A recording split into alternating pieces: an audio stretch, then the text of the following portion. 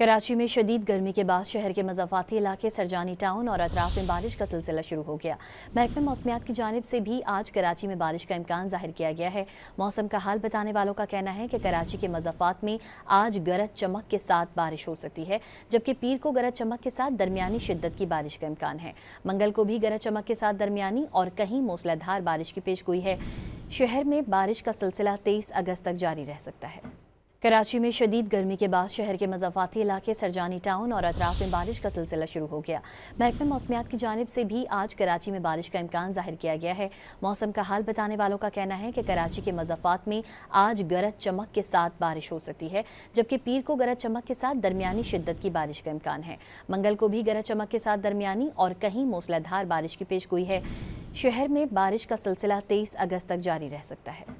कराची में शदीद गर्मी के बाद शहर के मज़ाफ़ाती इलाके सरजानी टाउन और अतराफ में बारिश का सिलसिला शुरू हो गया। महकमे मौसमियात की जानिब से भी आज कराची में बारिश का इम्कान जाहिर किया गया है। मौसम का हाल बताने वालों का कहना है कि कराची के मज़ाफ़ात में आज गरज चमक के साथ बारिश हो सकती है, जबकि पीर को गरज चमक के साथ दरमियानी शिद्दत की बारिश का इम्कान है। मंगल को भी गरज चमक के साथ दरमियानी और कहीं मूसलाधार बारिश की पेशगोई है। शहर में बारिश का सिलसिला 23 अगस्त तक जारी रह सकता है।